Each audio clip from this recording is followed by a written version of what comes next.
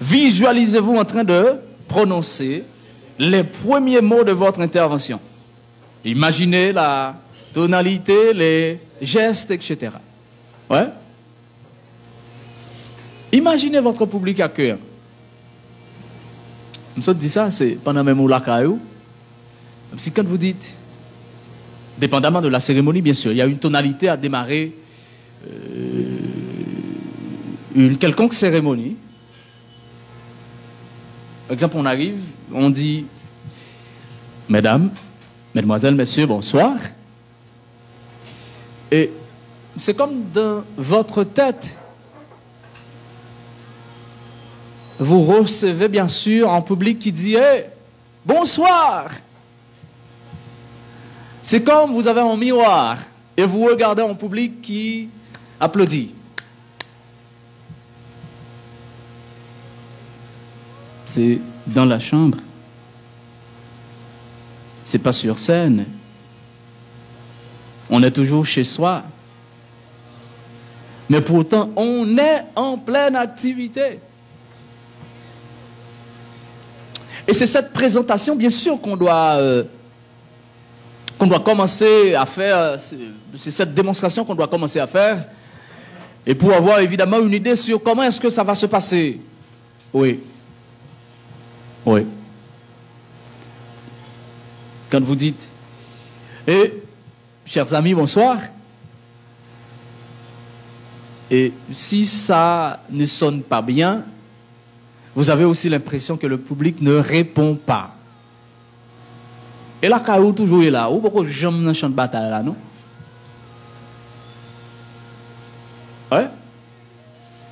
Donc la première chose à faire, c'est d'apporter la satisfaction chez soi, avant même de penser à apporter cette satisfaction chez le public. Et regardez, l'offre fait démonstration ça. On qui ça va le passer? Ou sentez-vous confortable là, alors sentez-vous ok ou en forme. Et pas mal tout menti, ou pas ok tout sur le plateau.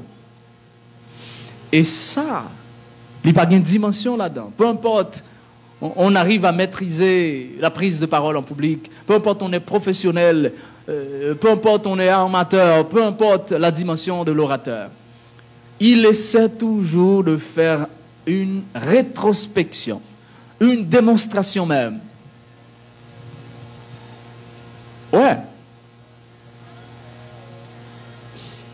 Et visualisez-vous en train de prononcer les premiers mots. Bah, c'est ce que je viens de faire.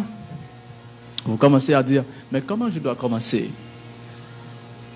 Et on verra tout à l'heure, avant même d'identifier les mots avec lesquels on va procéder la genèse de sa prise de parole en public, on doit avoir aussi une idée sur quel type de public que l'on a.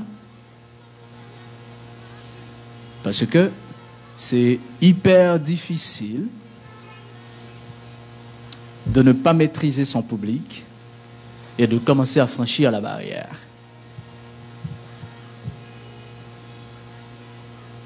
Par le temps qu'on est qu'à prendre l'eau dans le panier.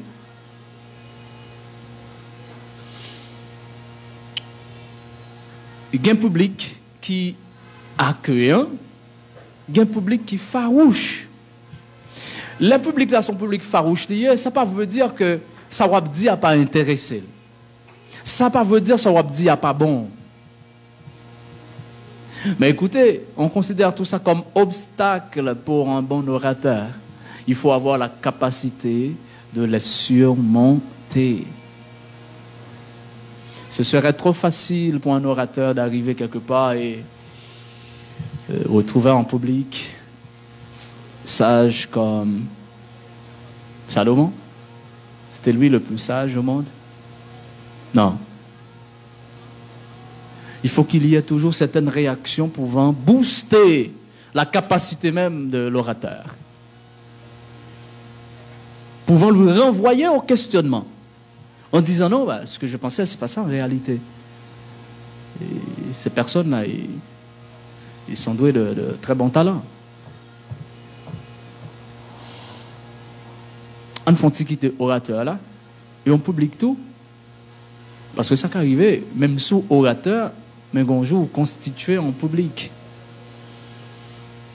Et leur constitué en public, comme orateur, ou pas jamais accepter n'importe bagaille dans un orateur.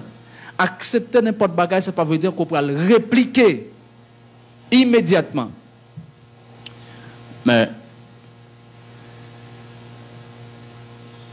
par la plus simple des manières, c'est de ne pas porter attention.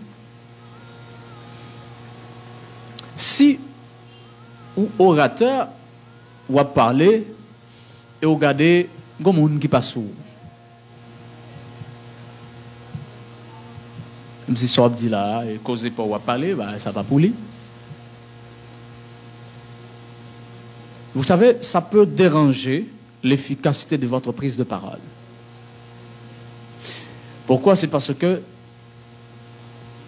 si vous allez rester ou vous allez créer votre focus sur cette personne uniquement, c'est sûr, vous allez perdre l'efficacité de votre prise de parole. Comme orateur, on doit chercher toujours les personnes qui sont intéressées à votre prise de parole. Est-ce que ça m'a dit intéressé, monsieur? Est-ce que l'intéressé, etc. Et mon n'est pas intéressé, je n'ai pas intérêt pour me faire venir intéresser. L'orateur n'est pas là pour aller indexer telle ou telle autre personne en disant qu'est-ce qui ne va pas? Il y a quelque chose qui ne va pas? Non, mais ce n'est pas ça. L'orateur doit pouvoir magnétiser l'auditeur par le biais de ses dires. Maintenant, si cela arrive, son message n'arrive pas à intéresser certains ou un particulier qui constitue son public, attention, tout l'autre monde que ça a intéressé, on continue la route. Bref.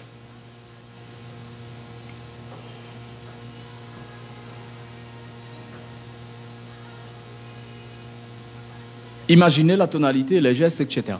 Oui, pour terminer ou pour boucler cette forme de préparation, il faut imaginer avec quelle tonalité qu'on va prendre la parole. Par exemple, si on est maître de cérémonie dans une cérémonie funéraire, la tonalité pour une cérémonie funéraire ne doit pas être similaire à celle d'une cérémonie nuptiale.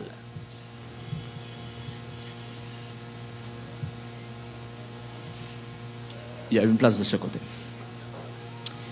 La tonalité d'une cérémonie événementielle, traditionnellement qu'on appelle comme ça, quand on dit cérémonie événementielle, bon, naturellement, c'est, peu importe, merci, peu importe mariage, peu importe funérailles, c'est cérémonie événementielle. Mais l'approche, quand on parle de cérémonie événementielle, on veut surtout porter un regard fixé sur les activités des jazz, tout ça, les activités culturelles qui s'organisent sur les places publiques, tout ça. OK? Donc, il faut commencer par imaginer la tonalité avec laquelle on va procéder pour caresser les tympans de celles et ceux qui constituent son public. La première mission ou l'objectif premier d'un orateur, c'est de pouvoir séduire ses auditeurs. Séduire ses auditeurs efficacement.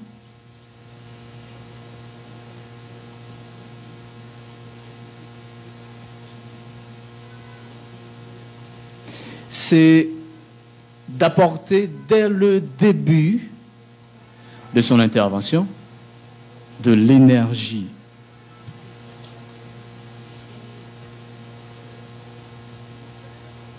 énergie,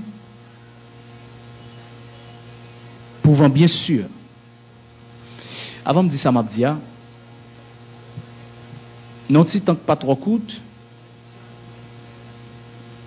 chaque monde qui l'a, même si chaque monde n'a pas gagné la même capacité d'apprentissage, mais chaque monde qui l'a pour douer un minimum pour animer quelle que soit forme de cérémonie. Pendant ma petite tout, ça me bral bail aujourd'hui avec demain, pas suffit pour mettre au sommet de votre art. Parce que moi-même, jusqu'à présent, je ne suis pas au sommet de mon art. Je travaille toujours. Je continue à travailler. Donc c'est pour me dire, nous, même si demain, nous finissons boucler là, mais il faut que nous connaissions la connaissance, elle est livresque. Continuez à l'ouvrir document. À l'un livre. On continue. Là, on termine bien sûr avec cette forme de préparation qui est la préparation avant votre prise de parole. On va faire une rétrospection. Pour la préparation avant, il y a là-dedans la préparation physique et la préparation mentale. Pour la préparation physique, deux éléments ont constitué bien sûr cette forme de préparation. C'est mieux oxygéner les précieuses neurones que vous allez solliciter encore. Ça vous mettre dans un confort physique en diminuant le trac. Pour la préparation mentale, il y a là-dedans faites-vous, avant d'intervenir, une bonne représentation des choses. Imaginez votre public accueillant. Visualisez-vous en train de prononcer les premiers mots de votre intervention. Et imaginez la tonalité, etc. Deuxième forme de préparation, c'est la préparation pendant votre prise de parole en public. Comment cela est possible de procéder à une préparation pendant même qu'on est déjà sur scène?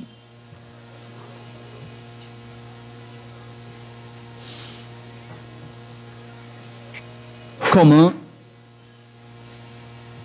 cela est donc possible de procéder à une préparation alors qu'on est déjà sur scène, compte tenu du préfixe de ce mot, pré, qui signifie d'abord avant, mais là on est sur scène, là on n'est pas avant. Donc c'est aussi pareil qu'on aura à dire pour préparation après. Donc c'est un peu de la magie, mais... Vous croyez que c'est possible de se préparer pendant votre prise de parole? Hein? Ok. Non, je peux être un menteur moi-même. Regardons ensemble. Pour la préparation avant, il y a 5 éléments qui constituent cette forme de préparation.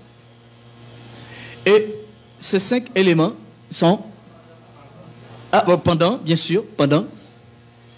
Ces 5 éléments sont montrer, se montrer, respirer, articuler et faire des pauses. Est-ce qu'on n'a pas besoin de tout ça pour parvenir à une bonne prise de parole en public? Ouais.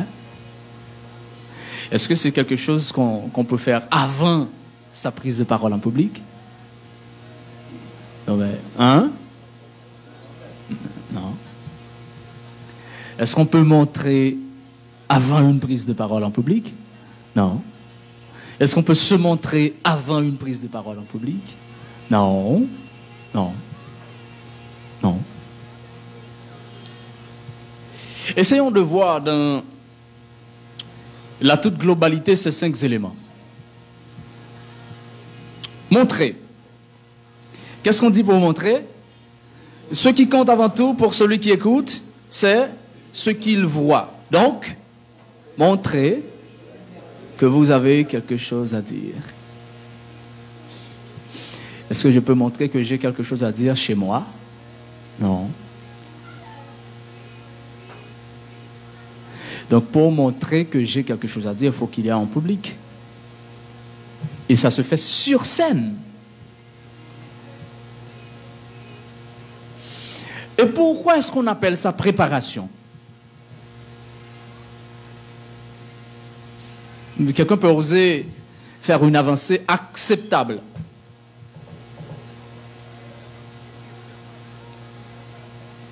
Pourquoi est-ce qu'on appelle ça préparation? Et je viens de le dire, le préfixe du thème explique que c'est quand même une activité qui devait être faite avant. Mais là, on est pendant. Et vous remarquez, vous regardez les thèmes, les mots, c'est acceptable. C'est pas moi qui le dis le premier, je ne suis pas plutôt un créateur des mots. Ces mots-là, ils étaient tous là et je suis seulement venu avec et pour constituer mon intervention. Et... Oui, la question c'est montrer que vous avez quelque chose à dire, oui, mais à qui doit-on montrer qu'on a quelque chose à dire? Au public. Ça veut dire que ce n'est pas quelque chose qu'on peut faire chez soi. Mais on est déjà sur scène, on a déjà en public, en main ou en face, si vous voulez. Mais pourquoi est-ce qu'on appelle ça préparation? On aurait pu l'appeler un... Bon, je suis fou, quelque chose d'autre comme ça. Hein? Ouais, tu allais dire quelque chose?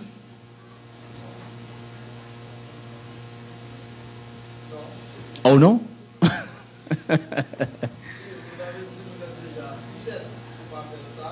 Préparation, parce que naturellement, préparation dans le vrai sens du thème, c'est comme on se trouve quelque part d'autre, c'est avant la prise de parole. Et, bon, toi tu murmures et lui il est prêt. Bon, je te laisse et je te donne l'accès, mon frère. Tu dois commencer à respecter les principes. Hein?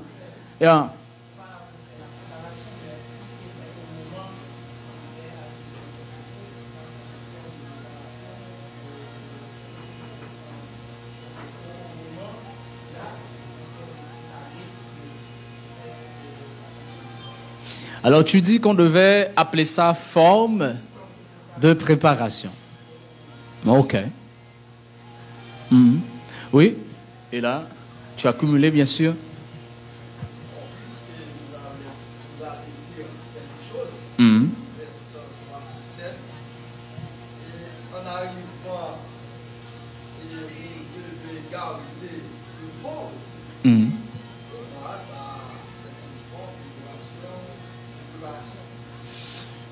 Oui, et l'approche, tu souhaites ajouter? Oui. Ouais.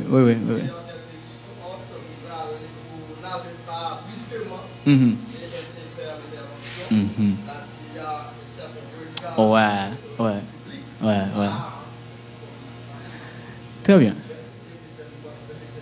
Ouais, très bien. Tu veux ajouter? Très bien.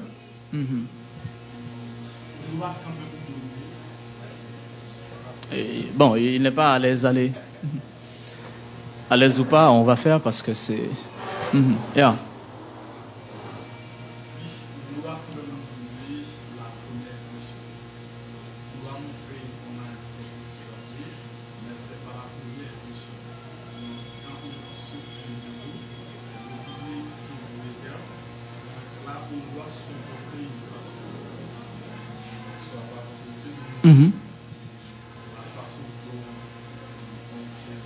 Le micro.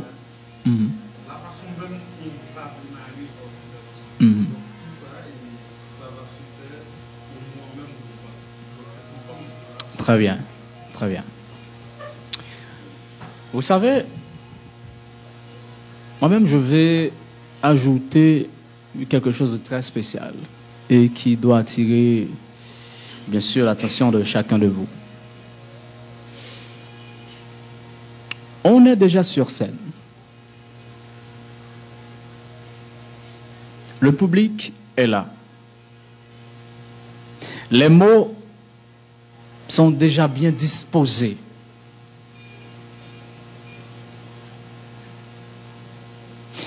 Mais étant donné qu'il y a une possibilité d'apporter une modification, si le besoin se fait sentir, et là, on parle de préparation. Si on doit changer quelque chose, on peut changer ça. Si la situation exige qu'on apporte une modification par rapport à ce qu'on allait dire, on peut le faire. Et tout côté au cas changer un bagage, au cas font exercice, ou quitter, on prend ça, on quitte, on prend ça. C'est comme on est dans une forme de préparation. Montrez que vous avez quelque chose à dire. Le public qui vous attend, ce qui compte pour lui, c'est ce qu'il voit. Si quelqu'un arrivait ici